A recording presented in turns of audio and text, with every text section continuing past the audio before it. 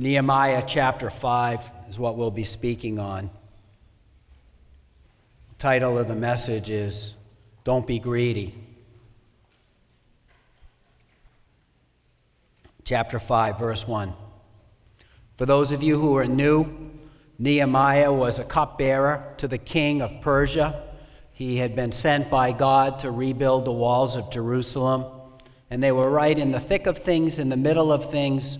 They had had a lot of success in terms of they had built the walls halfway, but they were also experiencing discouragement, and some people were attacking what they were doing. Above and beyond all this, while the walls were being built, and this was going on for a couple months, there were other issues that needed to be addressed in the community of people. So he wasn't just sent down there as some general contractor to get these walls up. We see that he was really leading the people towards the Lord. And so there was this unaddressed issue that was going on in these people. Verse 1, now the men and their wives. Now, if it just said, now the men, it wouldn't be that big a deal. But when the wives get involved, you know something's really wrong, and it probably involves the children. Now the men and the wives raised a great outcry against their fellow Jews. Some were saying, we and our sons and daughters are numerous. In order for us to eat and stay alive, we must get grain. So here these people were, the men were spending a lot of time building the walls, but they were basically mostly farmers. And so they needed to have food if they weren't going to be able to work the fields themselves. But they had another situation, a predicament. I don't think I said that right. Others were saying, we are mortgaging our fields, our vineyards, and our homes to get grain during the famine. So here's the facts. The people of Israel that came back to Jerusalem when the temple was rebuilt had been there for 2 or 3 generations. But the wealthier ones among them had taken advantage of these people. And the way that they took advantage of them was that they charged excessive interest on what they were owed, which is called usury. And so in that situation, these people were being forced to pay 1/100th or 1% every month to the wealthy people that borrowed their money. 12% interest for a poor farmer who was just barely getting out of the situation she was in to just get there and repopulate Jerusalem was more than they could handle. Just turn me down a little, please. Still others were saying, we have had to borrow money to pay the king's tax on the fields and vineyards. Although we are the same flesh and blood as our fellow Jews, and this is a key line, and though our children are as good as theirs, yet we have had to subject our sons and daughters to slavery. Some of our daughters have already been enslaved, and we know how that goes. But we are all powerless because our fields and our vineyards belong to others. Verse 6, when I heard these outcry and these charges, I was very angry. I pondered them in my mind, and then I accused, this is Nehemiah speaking, I accused the nobles and officials. I told them, you are charging your own people interest. So I called together a large meeting to deal with them. Why did he call together a large meeting? Was when he went to them one-on-one, they didn't listen to him. Oh, that's Nehemiah. What a goody two-shoe he is. He doesn't know how it works here. He doesn't understand finance. The guy was a cupbearer to the king. You see, he went to these people who had also mentioned some of them wouldn't put their shoulder to the work. And so they weren't willing to work on rebuilding the temple. The poor people were rebuilding the temple, and they were already stretched to the max. They essentially were enslaved. Now, there was something, and I don't have time to talk about just how bad things were for them, but I just want to briefly say that there was something where there was a system in place where these people, if they borrowed, were allowed to pay it back with work. And so God has no problem with that, and pay it back with the fruit of their thing. But it was only to be for a certain number of time. And after 7 years, this was all supposed to be forgiven. If you're familiar with American history, there were indentured servants that in exchange for a boat ride over, had to work for a certain number of years. This is altogether different than slavery, which was an abomination. But I don't have time to get into that today. Essentially, I want to really talk about these nobles, these people, who first of all, when Nehemiah, who was very angry, went to them, they didn't listen to the reason and realize what they were doing was wrong. Essentially, they were indefinitely putting these people in their debt. And so it was the place where the children were being held responsible for the parents' debt. What did the children do? Why are they responsible to pay back what their parents did? And yet this is what they did, is that they really bound these people up in debt. On top of it, it was their own race of people. It was their own race of people. And so this silent voice of principle that Nehemiah gave, they wouldn't listen to. The gentle rebuke, they wouldn't hear. So what does he do? He calls together the people with the nobles. Now what happens is these people have a lot of respect for Nehemiah. And the nobles have no choice but to show up.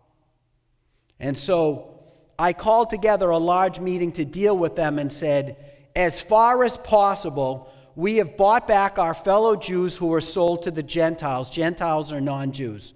Now you are selling your own people only for them to be sold back to us. What they're saying is that some of these people were in bondage in Persia. And people rallied their money, they put their money together to get them freed of their obligations so they could go to Israel. Now as they're there and there's been famine and times have been very difficult, they have been in a situation between having to pay the king's tax to Persia as well as just maintain their families that they've become indebted. The nobles, the people who are more fortunate, were actually taking them and saying, you're going to pay us 12% back a year. That's essentially their margin. That's all that they do. So they're every day just a little bit deeper in debt. And they've been doing it for a great period of time, never letting it go, never forgiving the debt. So I continued, what you are doing is not right. Shouldn't you walk in the fear of our God and avoid the reproach of our Gentile enemies? What he's saying here is that the people who are not Jews among us are laughing at us.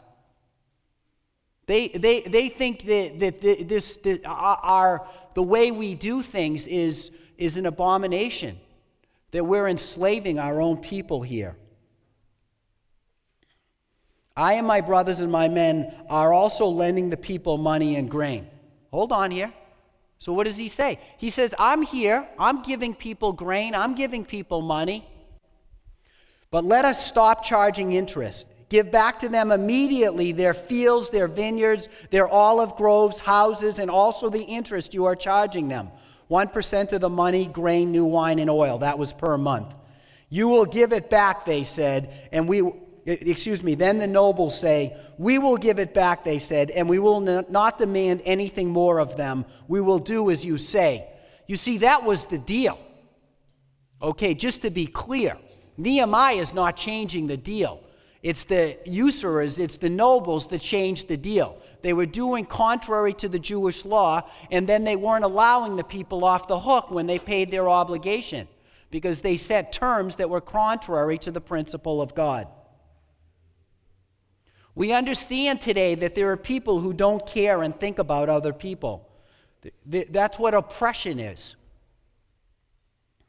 These people don't think about God themselves, that they have this blessing. They're like a pig under an oak tree, just grounding and eating the acorns, never looking up to the giving tree, never understanding that they themselves have received from God. And unfortunately, this wasn't the non-Jews that were doing this. There was their own people. And so it is with us as Christians, that the best of us as Christians can be tempted and fall into the worst of sins. And this is the worst of sins, to oppress people. This is the worst of sins that the world gives a pass on. No big deal. Credit card companies breaking people down to where they can't function. No big deal. Pharmaceutical companies sparring just deadly narcotics for a profit to people all over this country. No big deal. Everybody gives them a pass. And then they say, we're sorry. Those syrupy words when they don't have a honey of a drop of good deeds to back them up.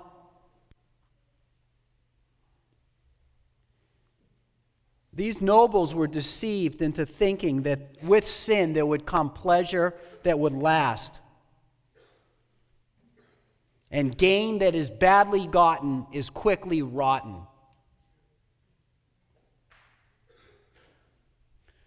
But see, this greed is such an ensnaring sin.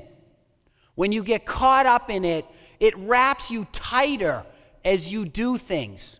You know how there's certain things like that? It's like you get in the briars, which is what Jesus describes the love of the world. When you get into the thickets, and as you get in, they claw into you. And as if you pull yourself out, they dig into you deeper.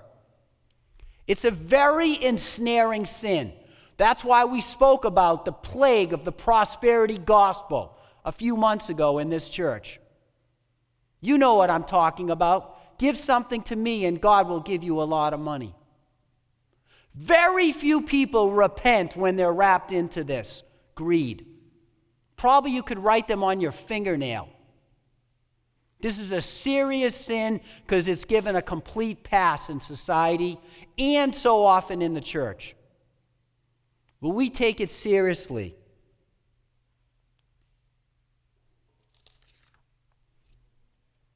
I could certainly do a full message, and I will. I just want to end with a story, because it is Mother's Day, and I want to leave time for those who want to hear about the prison ministry. So I'm ceding my time to that. I'll end with this story. This is a true story. I've been working on my backyard Fusion Foundry. It's a 2-acre property that we want to have to allow the Fusion Church community, as well as friends and kids in the neighborhood, to come. A safe place, a place where they can hear the gospel. And one of the contractors that I started to have do some of the work, nobody who's here, got in over their head with a project that they had to do with me. The person who was sort of the brains of the operation got sick, and then as the project got going, they were really lost. And the Fusion Masonry and some of my family and friends had to take over the work. But I had already paid them most of it. And so I was in this situation where I had paid them, and yet they were unable to do it. They acknowledged that they just got behind and couldn't do it. And then they said to me, it's the end of the year, and, winter's coming, and we really don't have the money to pay you back right now. So you're faced with a decision in these situations. Your decision is you can either just get the, just biggest bulldog, pit bull lawyer and just start to shred them. You can go to all these reviews on whatever reviews they have for this thing. I don't want to give away anything about the person. Or you can talk to them and just say, let's try to work it out. Maybe you can help deliver some of the stuff that we still need to get the job done. And maybe you can pay me back next year, which was this year, when you get busier. And they did. And they did. And it's funny because I had a minor problem that I had a question for them about product that they had brought over. And when I asked them about, I'm going to just fix this little thing, which wasn't something that they did, they said, we're going to come over and fix it for no charge. Now, they've already squared up. We're even. So,